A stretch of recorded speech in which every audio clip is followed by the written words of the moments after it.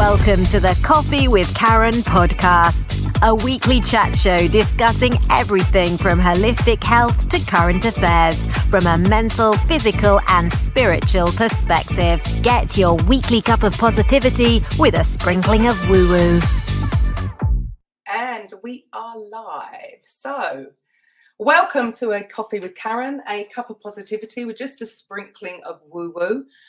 So each week, my guests will discuss a variety of topics, all really around holistic health in some way, either from a mental, a physical, or a spiritual perspective, or, to be honest, the majority are really a combination of all three.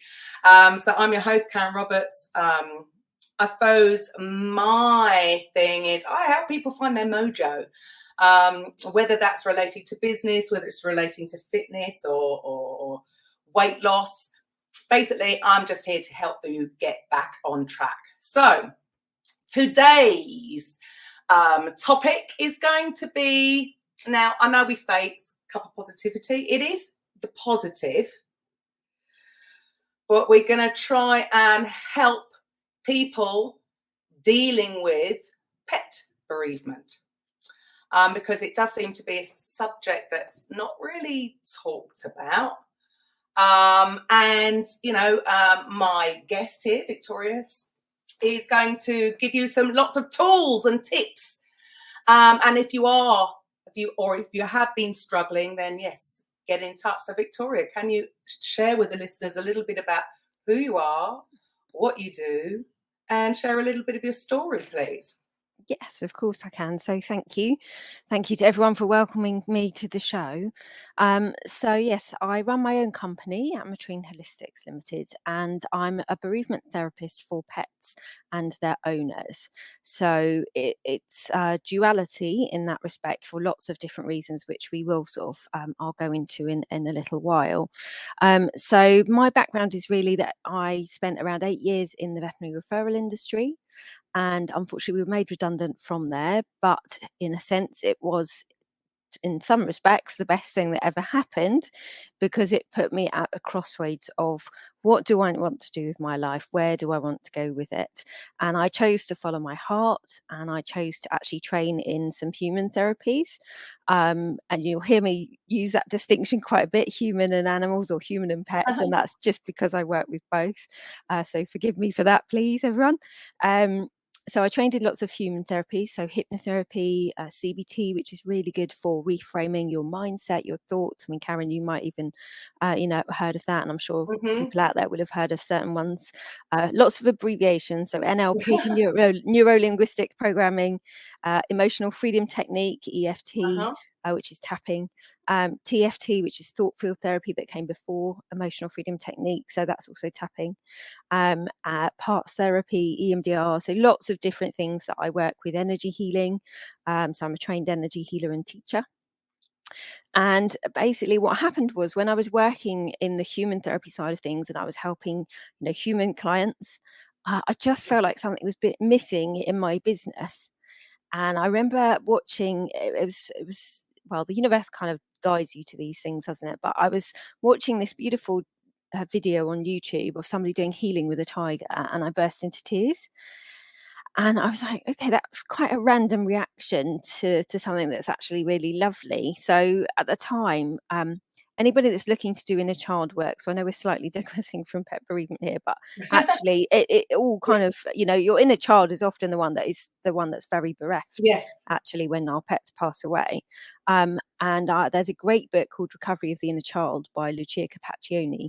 And she is very much about power of the other hand. So you basically write with your non-dominant hand as your inner child, and your dominant hand is the nurturing parent or the protective parent, or whatever side you're working with.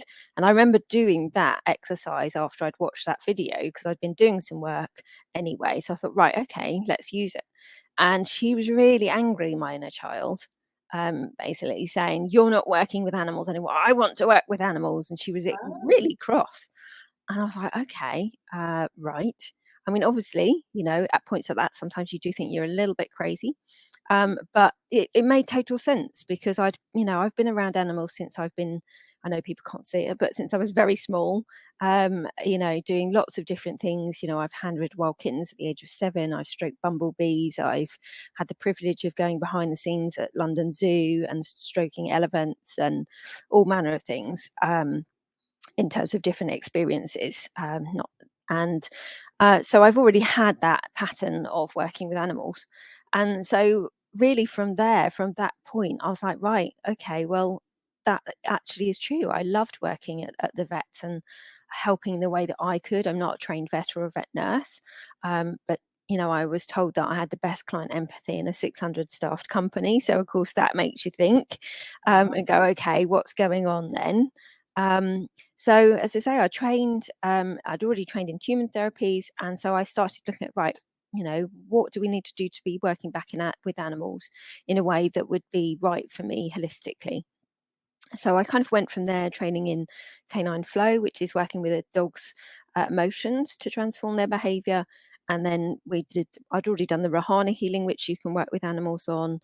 And then we got to the even kind of crazier side that I've always wanted to do, but never thought it was possible, which was kind of being the Dr. Dolittle, where that was to do with the animal communication. And that came about when I went to the Big Cat Sanctuary. So anybody that is in Kent, the Big Cat Sanctuary is in Smarden, and I went to an open day.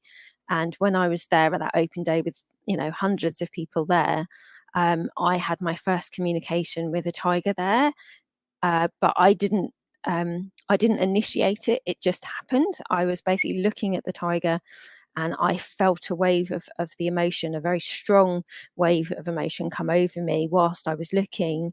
And I remember looking at him.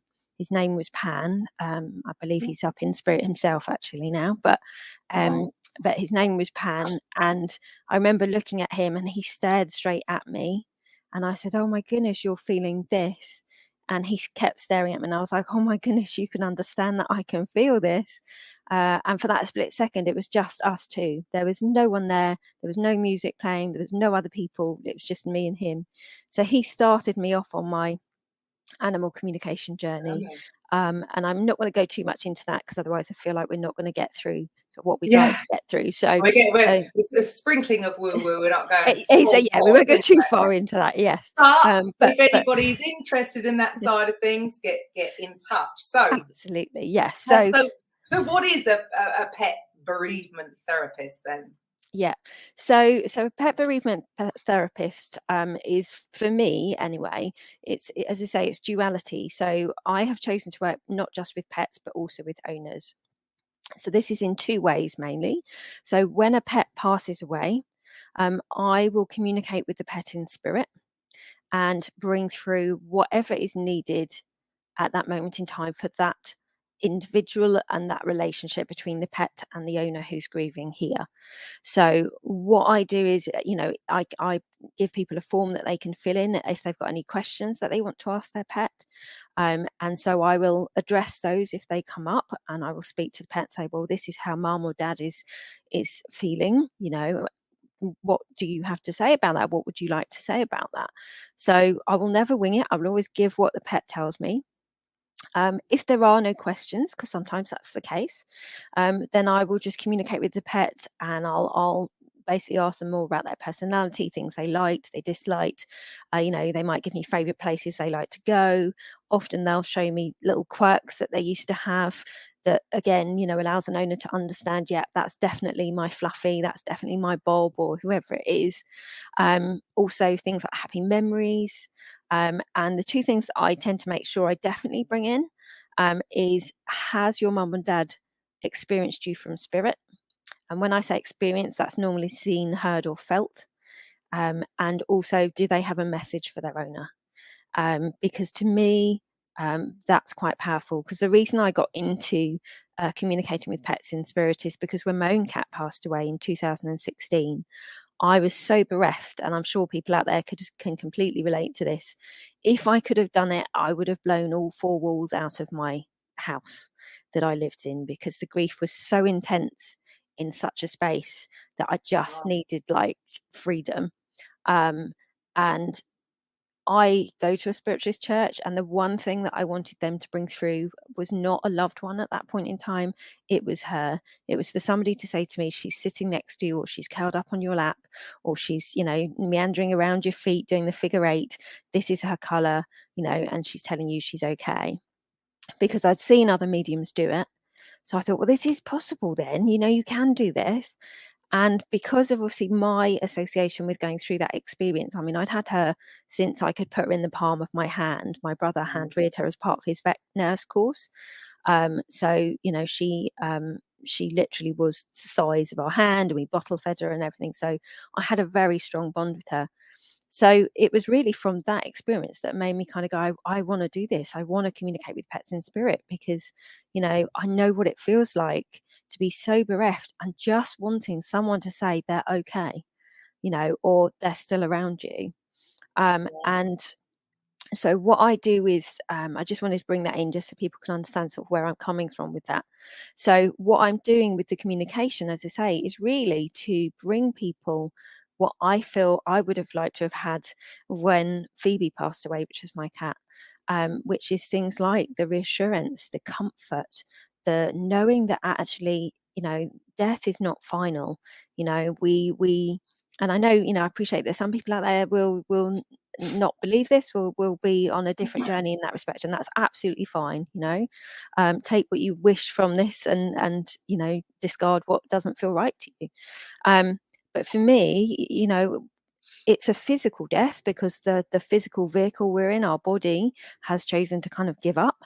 But our soul lives on. And so for me, that was really important to show that there is life after death, that actually their soul does live on, and that often they are very much still around you, even after they've passed away.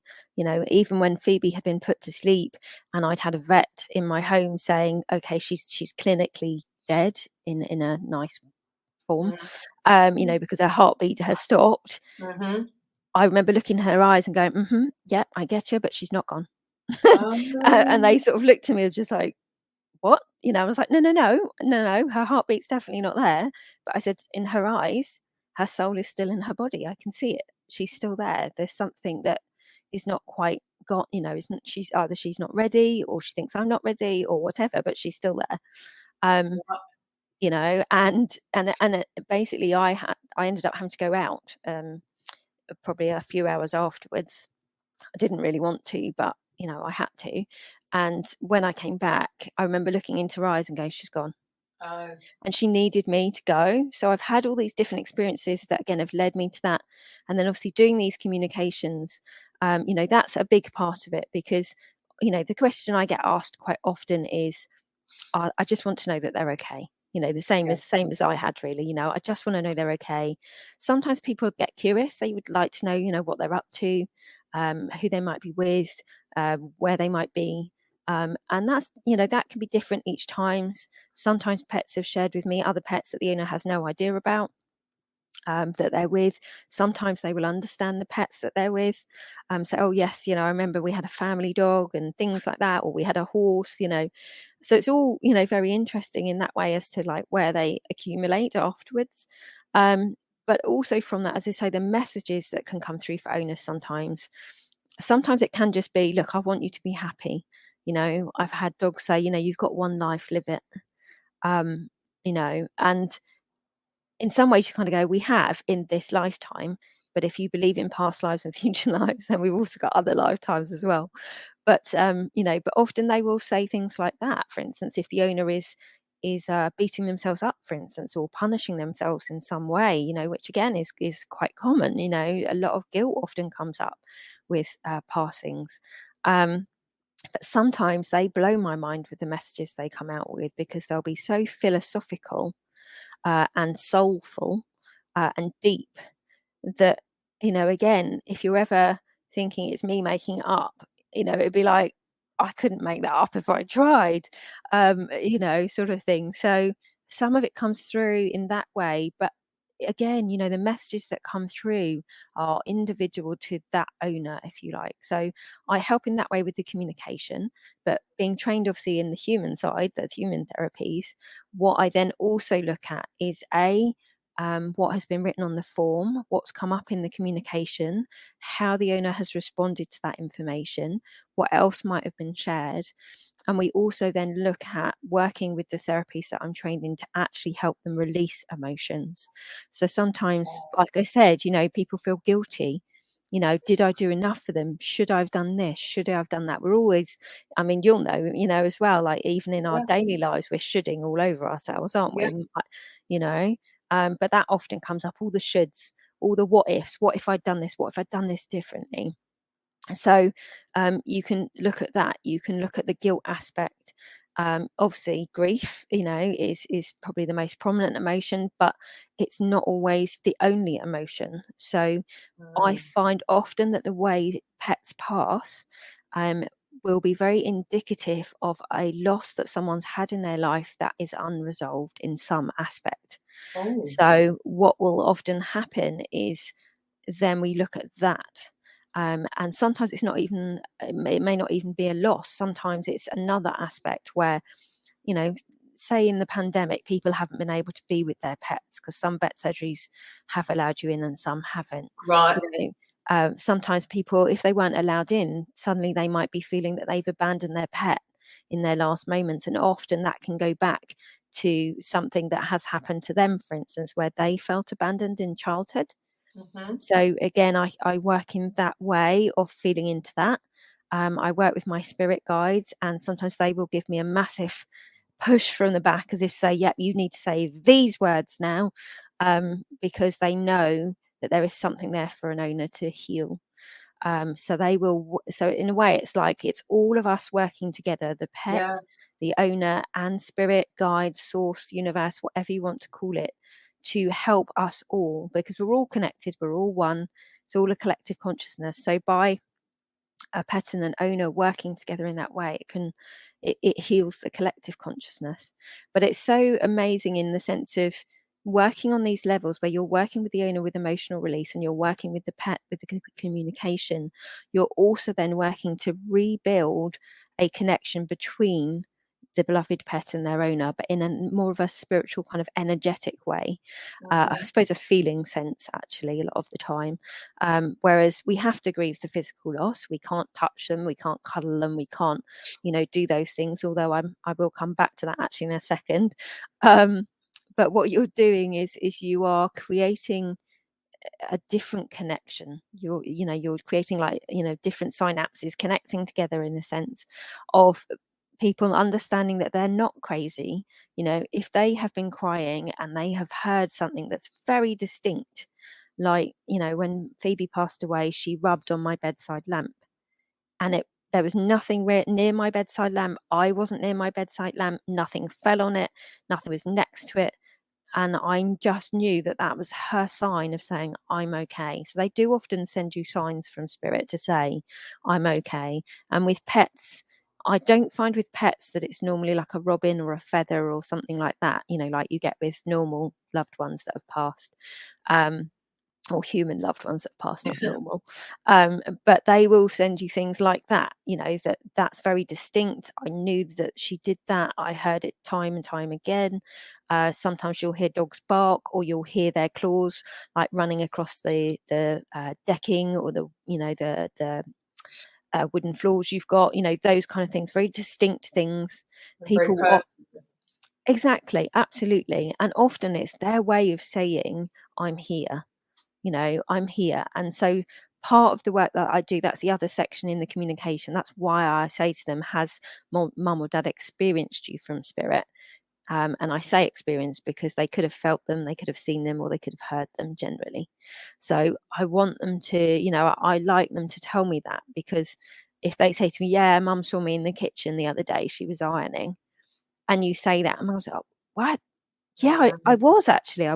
And I did feel like somebody's watching me, and I did feel like I saw them like a split second, a black shadow, and I'm like, well, that was them saying it. And so there's that side of it as well, that I want people to understand that, when they're seeing that, they're not crazy. That is your pets showing you. I've tripped over Phoebe several times in my house when I've had absolutely no cats in the house at all. And I'm like, hang on, why am I stepping over a cat that's not here? And I'm like, oh, oh, thieves, how cool. Please don't do that in the middle of the hallway, though. That's, Dangerous. well, it is. Sometimes I've nearly hit a wall or, stuff like that. So, but then I mean, how many, people that have got cats or dogs know that, they've often done that in daily life, haven't they? They step in front of you and suddenly your tea goes everywhere. So they do, they show you in a myriad of ways that we're still here. We're looking after you. We know that you're grieving us. And so there's that side of it that I do. But then the other side of things is also when an owner passes away. So when an owner passes away and you've got a pet here that's grieving, I will communicate with the pets here because akin to us, when pets are grieving, they can show, similar symptoms. They might not want to eat. They might not want to go out. They might not be their normal selves. They might not want to play, so on and so on. They might, feel a bit angry. Often they feel a bit confused because they don't know what's gone on. So again, what I will do is communicate with the pet that's living and that's grieving. And I will use mediumship as well to then bring the loved one in and reconnect the pet and that loved one in spirit in an energetic way. So I will ask the pet to just, whenever you need that person near you, just call them in, just think of them and ask them to draw close to you and reconnect them in that way. And often again, you will, have a pet kind of going, oh, I didn't know I could do that. Or, I'm feeling really peaceful. I feel really relieved. Often I will pass a message on as well from that loved one to that pet. But also then you've got the double whammy of, when there is grief in an animal, there is normally grief in an owner or an individual that's linked to them somehow. So I will then also use the opportunity to bring a message through for the owner as well from that loved one. And I'm getting goosebumps as somebody's drawing close.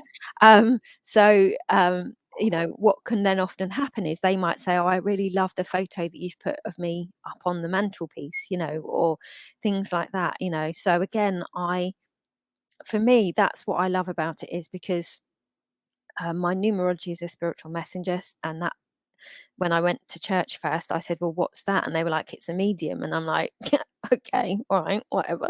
I didn't know I'd be able to do this. I hadn't got a clue that I'd be able to do this. I hadn't got a clue that I'd be able to chat with animals or animals that have passed. But this is why I like doing this, is because it's so fulfilling to know that you have helped somebody in that way, because I didn't have it when Phoebe passed. And again, when loved ones have passed and I wasn't in this kind of way of life, I didn't have it. It has made such a difference to me. It's given me different views when somebody does pass away and I go to a funeral, for instance. I have a very different view of it than before I got into the spiritual way of life, because and I, again, I've been to family funerals where the person that has passed has shown me that they are around and they're watching over everyone at their own funeral, which I know to some people they were like, well, that's a bit morbid, but it's not. They're watching over their loved ones. So this work in both those ways can allow people on a physical level, mental level, emotional level, spiritual and an energetic level to heal in lots of different ways. And in a way, as I say, the fact that they will often help you, the way they go will often help you heal an unresolved loss, to me is just incredible. It just shows the scope and the expansion of them being in our lives, if you like, that they too are part of this collective consciousness that we have. So that's wow. So you say you didn't have this ability when your cat passed. So what happened? How did you realize that this was happening? So I mean, I didn't have, I suppose I didn't have the ability. I wasn't conscious that I had the ability, but I was already at that point into things like angels. I was already going to spiritual church. So I guess I'd already started to get into this way of life. I knew that mediumship, there was you were able to, get evidence of connection with loved ones. So I definitely already had those beliefs there. So the way I got into it, as I say, was really just that motivational push of, you know, gosh, the way I felt when Phoebe passed, I don't really ever want anyone to have to go through that to the intensity that I did. And if I can in some way be somebody that can allow them to understand that there is life after death, that your pets don't leave you, you know, straight away. That, you know, their soul lives on, they're close to you, they're showing you that you're there. Then that's what I'd like to do. So it was a journey from there, really, that I was doing mediumship anyway. I am a medium, in the human form, if you like. And I was doing that for quite a while. And then I remember saying to a mentor for animal communication, Joanne Yo, I really want to do this. I really want to communicate with pets in spirit. That's where, you know, my heart really wants to go, because I know what it felt like to not have that. And so really from there, I just did some case studies. So I worked with people just to see, you know, what happened if I did. So I do most of it distantly. So I just had a photo sent to me, and then I just wrote down everything that I was getting. And then obviously, you know, had the session with the owner and said, right, you know, and we went through everything. And of course, then you're getting the evidence from like, okay, yep, this really is happening. I can do this. And so it kind of went from there, really, that, you know, once I'd got that evidence that, yeah, you know, I can do this, the same as, you know, you can do mediumship and connection with loved ones and life after death. Then I was like, right, then let's do this. And then I suppose really the rest of it has come about from actually working, you know, with people that have had their pets pass away, and, you know, clients where an owner has passed away, and just seeing the transformation. Because, you know, sometimes it can be things, as I say, like reassurance and comfort and forgiveness. Often, you know, owners have to learn to forgive themselves for berating themselves, for punishing themselves, you know, and often that comes in. And again, you know, that takes quite a bit sometimes for people to do that. But you will, you know, sometimes you will get people that go, I don't want to go on. You know, if my pet isn't here, I die. That's it. I don't want to be here anymore. So to be able to transform that, to be able to guide someone to get to the point where actually they do want to move forwards with their life, they are then considering perhaps, you know, taking on another pet, or, you know, just literally, you know, taking some steps in their own life, baby steps or not, it doesn't matter. But, you know, that they're actually wanting to be here and they're actually wanting to stay here and live their life out, to me is just an honor in itself. You know, that, and at the end of the day, you know, when I'm working, I'm not doing this, an owner is doing that. And you know, I can guide someone to release their emotions, but they're the ones doing this, you know. So I think sometimes, again, it's just showing people, you know, you're stronger than you realize, you know, and you're much more resilient than you realize. And actually, you're the one doing this work. I can facilitate, I can guide, you know, and I can show you, you know, where to tap, or, you know, how to take you through the process to get the emotions out, but you're doing this.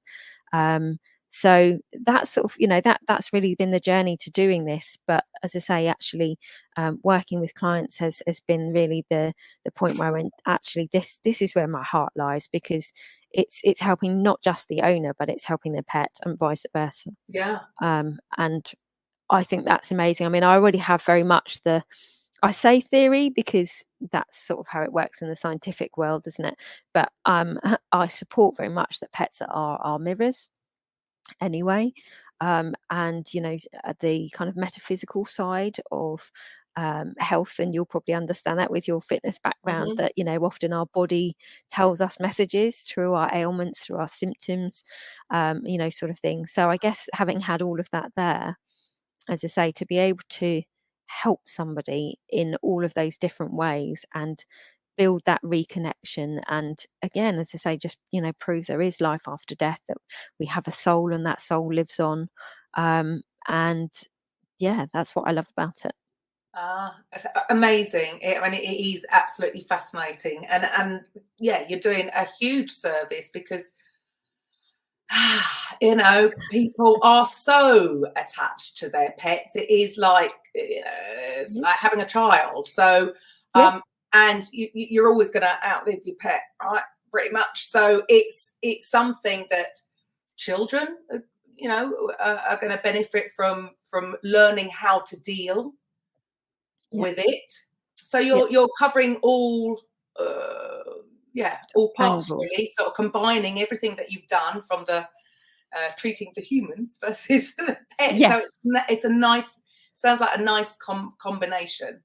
However, does it, because some people could see it as, it's a bit of a depressing job, isn't it? But how do you do you take on board, do you have to protect yourself whilst trying to help them? Because it's, you're dealing with something that is obviously naturally sad, and helping them get through this process. Does it not sort of rub off on you at all?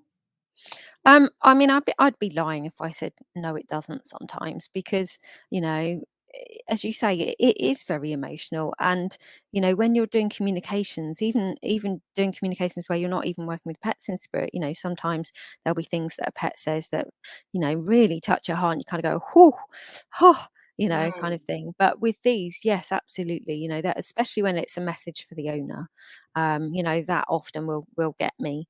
But even when I worked in vet referrals, I was always the one that, as part of the administration team, when a pet had to be put to sleep, we had to obviously go in and do all the kind of the paperwork side with the clients. And I always said, look, I'm going to cry. It's as simple as that. I'm going to cry. And sometimes people didn't, sometimes the team, some of the team didn't always understand that. They didn't feel it was professional. Whereas my view was always, actually, it shows that I care, and that's me. I wear my heart on my sleeve. And, my ethos was, if the team can't cope with that, then you need to get somebody else to help the client, because the client never complained. No. They actually did say, no, it's fine. And that's what I mean. It's like, you will need to release as well. Release those emotions, because you're dealing with a highly emotive subject here. But I do protect my energy. So I do protect my energy. And I do find, yes, sometimes that I will, I like, if it's quite intense sometimes and it comes up with a pet, for instance, or an owner, then if an owner's crying, then often I will, cry, but not probably to the same level as they're feeling, if that makes sense. Yeah, sure. But definitely you do. And I don't mind that. I don't really have a problem with that. As I say, I do protect my energy, so I'm not taking on everyone's grief, because otherwise, if I was, doing that all day, every day, by the end of the week, I would just be an absolute mess. So I do have to do that so that I can hold space for them. But I think also because I know that the soul lives on, and because I know that I'm reconnecting and on that level, and that I'm helping them release emotions, I also think that actually does help, having that perspective that I know that they're up there. I know that the soul is around them. I know that, as I say, there is that life after death. That has taken quite a lot of, I suppose, my previous beliefs away of, that's it. Once they pass away, they pass away. So I think that's probably also an element of it. So yeah, I can definitely show that I care, and I can definitely sometimes take the grief on, but likewise, I also will then obviously look after that afterwards and be able to release the grief myself anyway. So, right. Yeah. So you've at least you've got your tools in the toolbox, right? Exactly, So yeah. But I'm not sitting there kind of going, so, because otherwise, that would be horrific for a client to have to incredibly, work I'm just through, incredibly draining. Yeah. You need to go and recharge. So do you have any specific, have you got any particular stories that you'd like to share with people about any? Gosh, there's so many. So one that I had first of all, and I am going to mention him because bless him, he doesn't get mentioned very much because he was my first, if you like, is I used to, when I worked in the vets, I used to look after my boss's cats when they went back to Australia, and they had 3 cats called Shadow, Emma and Baby.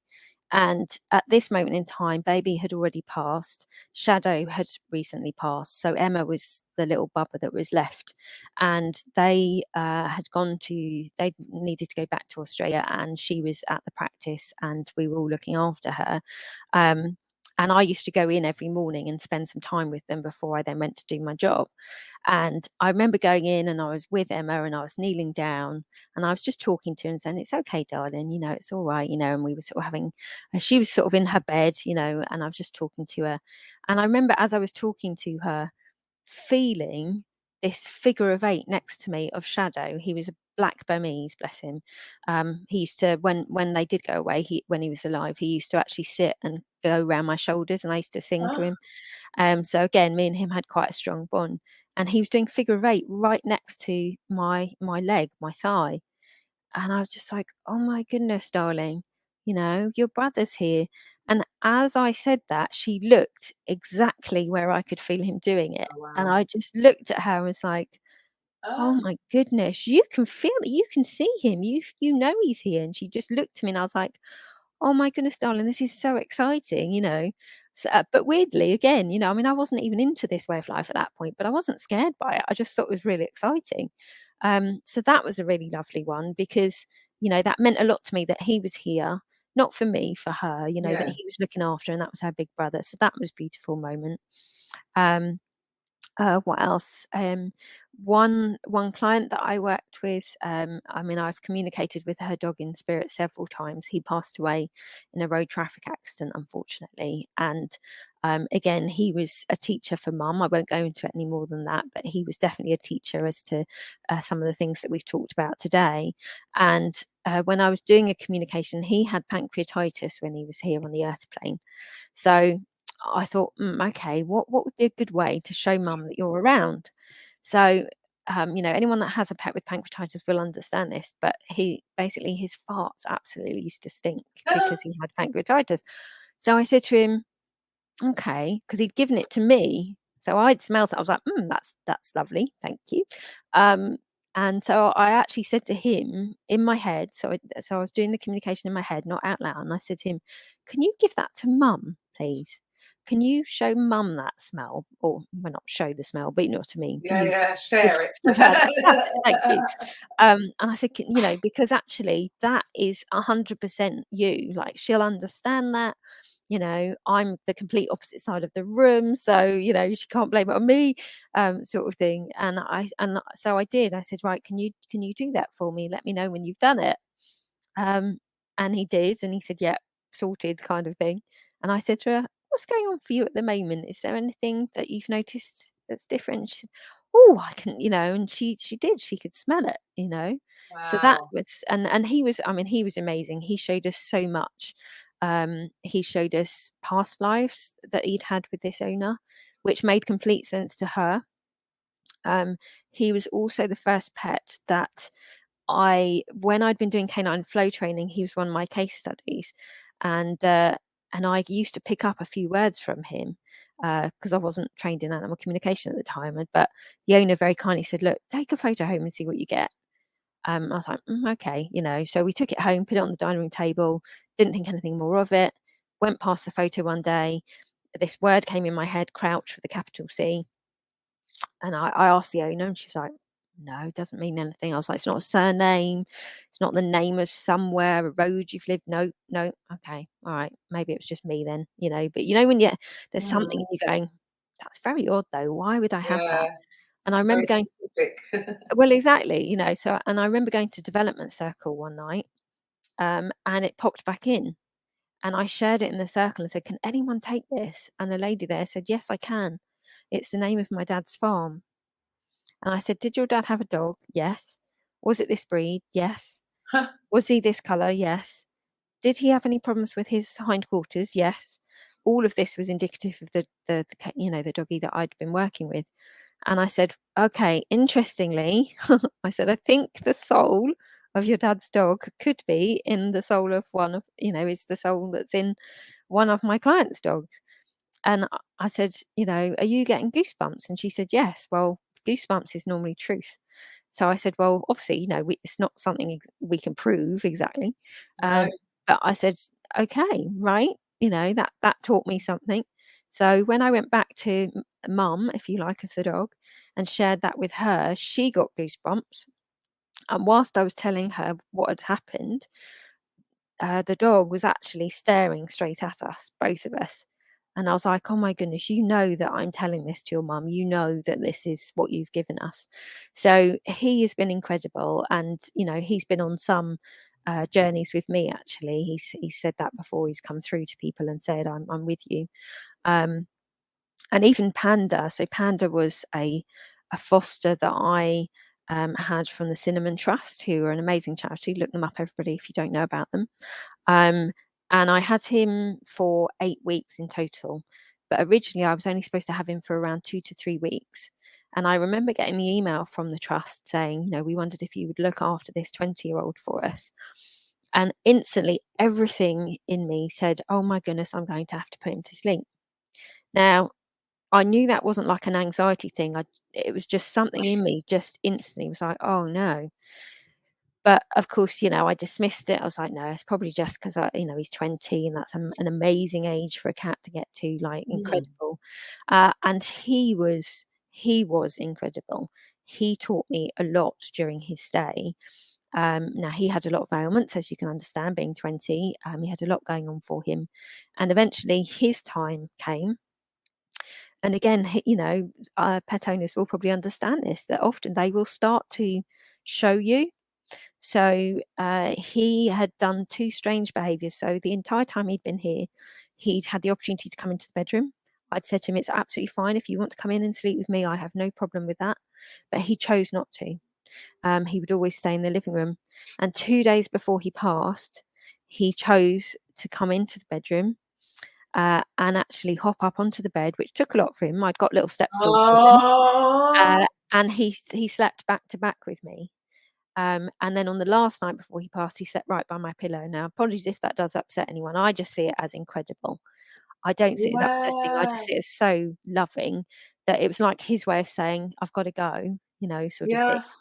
And, when we took him into the vets, I couldn't be with him. I had been told that I could be, and I wasn't allowed to be. And that did create some PTSD. Yes. And his legacy. So again, this just shows you how mind-blowing it can get with the way they pass. It was twofold, really. So his legacy was that I spoke to the vets, having obviously worked in the industry anyway. I spoke to them and said, look, this created PTSD for me, or triggered it. I already had it, but triggered it.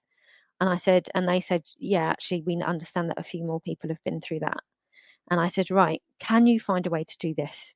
Because there's no point, it's not fair triggering this within people, triggering stress, triggering PTSD, if there's a way around it. And effectively, their group decided that they could have a particular surgery as part of the franchise where people could go if they wanted to be with their pets. So his legacy, I'm getting goosebumps now, his legacy was that got changed.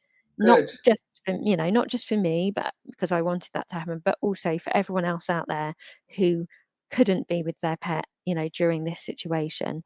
And that was a big deal for me, that he, because of how he passed and how that was experienced. Things. It did. And he was amazing. Like I saw him wandering through the hallway for the first few times he passed, but also with his passing, the only part of my own cat, Phoebe's passing or death, that I'd not been able to heal, if you like, was actually having to go through the experience of putting another pet to sleep. And so again, I realised that was also part of him being with me, is for me to heal that. And again, from that, he taught me to actually, and again, this is tips for people that are going through this, he taught me to honour how I was feeling, because often in the society that we're in, and I think also pets are not always seen the same as loved ones in terms of when they pass. Often, even in the vet industry, we've had people say, oh, somebody said to me, it's just a cat, just a dog. And I remember saying to them, no, it isn't just a cat or just a dog. They're extended family, and sometimes they're even more important to you than your own family, depending on the dynamics.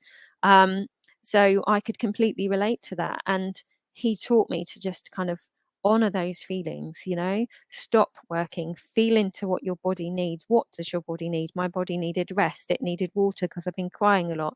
It needed me to go out in nature, because often we're going into the trauma response when they pass away, which is Mhm. often either fight, where we get angry or we want to hit things or Mhm. throw things around, or flight, where we just want to. Mine was like, I just want to get out. I need to be out. Yeah. And again, he taught me to, to do that, to listen to that in my body. And I actually was drawn to go and see the horses that don't live too far from me, and I ended up actually communicating with them and just saying, I know that you can feel anger from me, I know you can feel grief from me, I promise you it's not going to come your way. I just need to talk to you, if that's okay. And even with that, I remember there being two horses, and one of them went up to the other horse and sort of kind of nibbled at his bottom, as if to say, "Oh, you do it. I can't. I'm not doing this one today." And he came up and he just stood right in front of me, like looking right at me the entire time. He listened to me, and he was just with me. And I just said to him, "Thank you so much for being there for me. I really needed that." And I remember on my walk home, actually saying, right, what does my inner child need? Because I knew that that was her that was feeling all these emotions. And she said, I need crafting, I need to craft, I need to read, and I need to learn, And I said to her, okay, well, we can do that. We can be creative, and we can definitely, we might not be able to do it for as long as you might want me to do, but I can definitely do a certain amount. So I would always say to people, listen to what not just your body needs on a physical level, and Absolutely. honoring it, and often I know they say sit with it for like half an hour, and they go, right, I've given it time, I've given it opportunity, now I'm going to crack on. And I get that to a point, and sometimes we have to do that if we've got kids and loads of stuff going on that Absolutely. we've got to manage. You've got to do that. I mean, I chose to take time off in my business because I knew I needed to honor that grief, and that I couldn't be there for my clients in the way that I'd want to if I Yeah. just tried to push through it. Yeah. um, so I would definitely say to people, listen to that grief, because it isn't that dissimilar to a loved one passing, and in fact it might remind you of a loved one passing.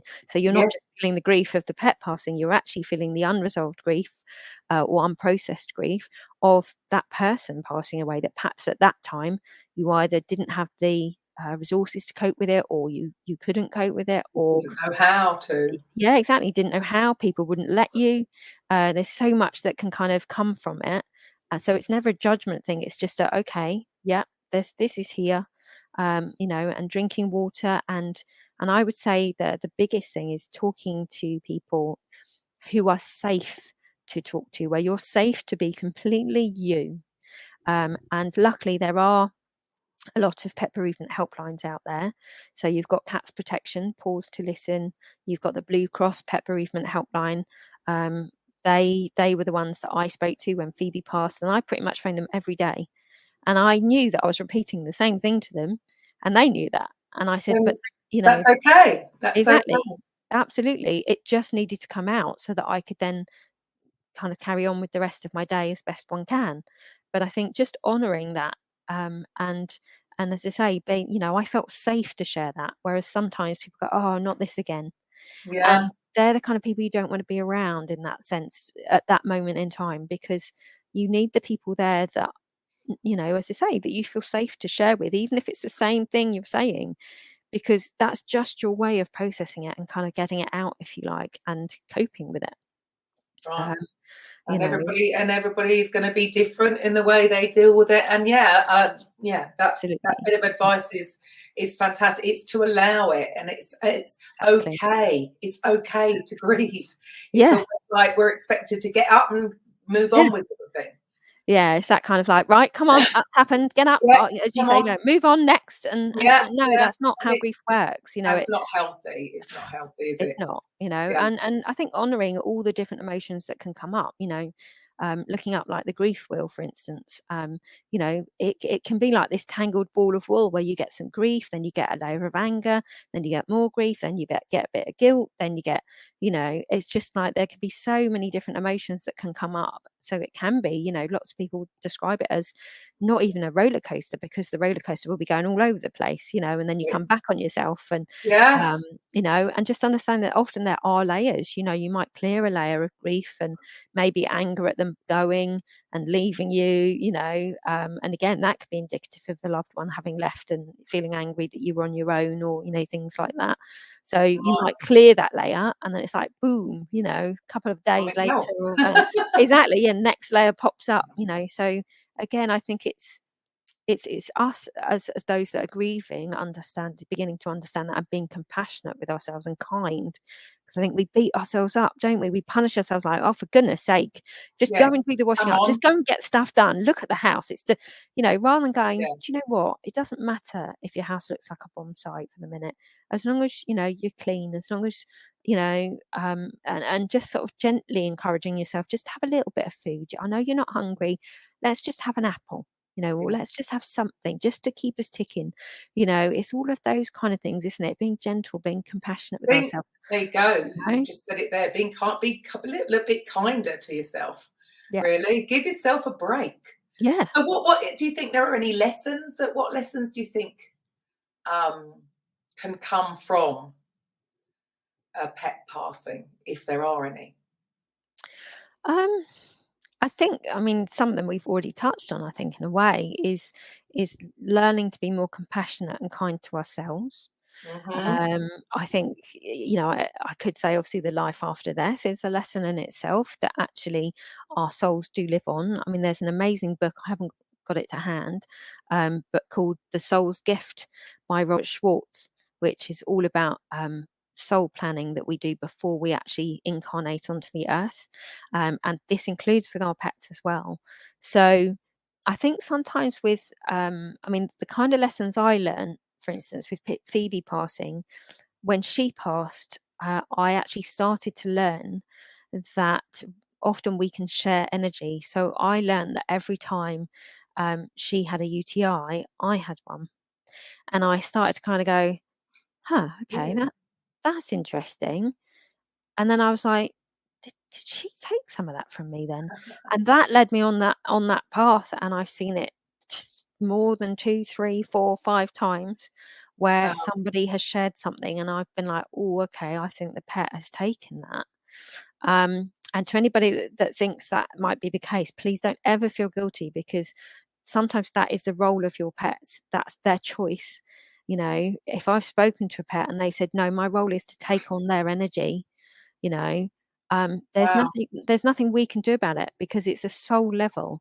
We're, as you rightly said earlier, we're very attached.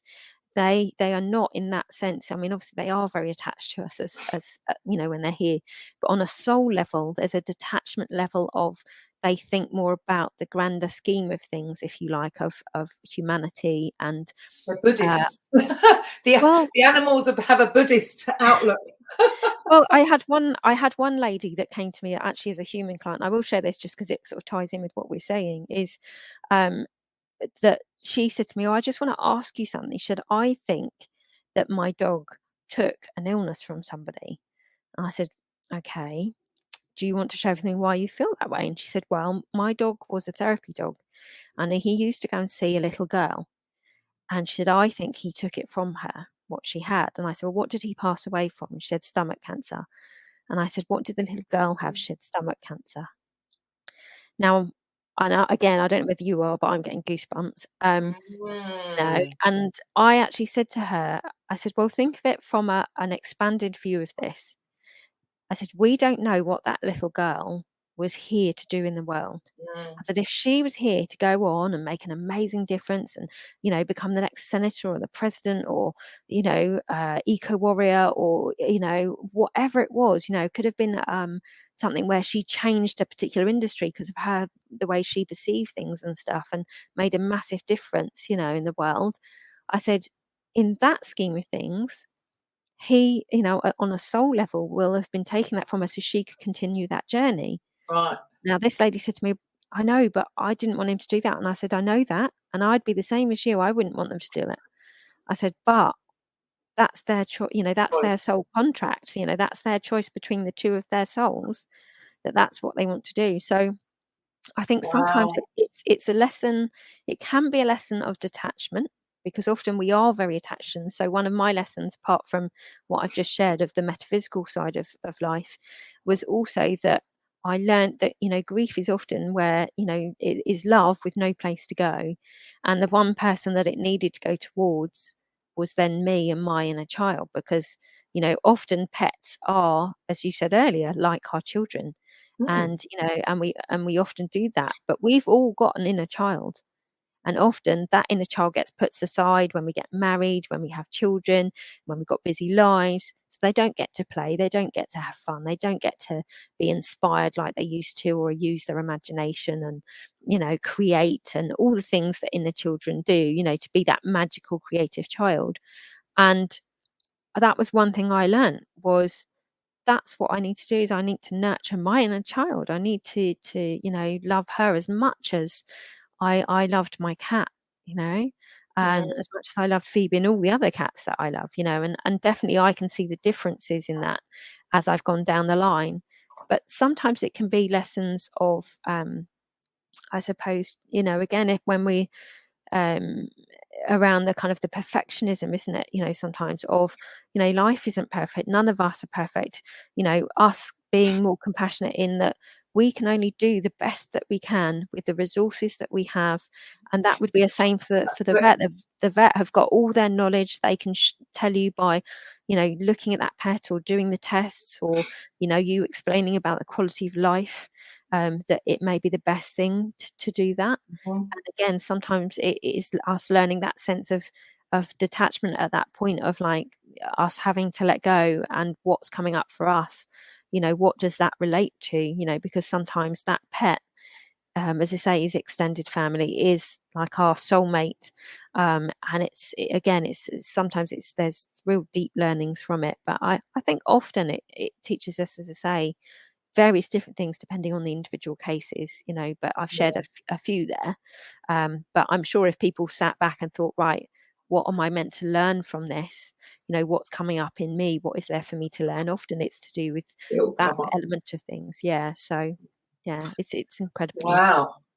What a fascinating subject. But that isn't all the only thing you do. So very quickly for the listeners, can you explain some of the other services that you offer, and then how people can get in touch with you? Yes, I can indeed. So the other thing that I have a special interest in is separation anxiety in pets. It's not just dogs. People think often that it's just dogs, but cats can suffer with it, and so can horses, and probably other pets, but they tend to be the main ones. I work with it in I suppose, a similar way than I've described here, that we work on all the different levels around this.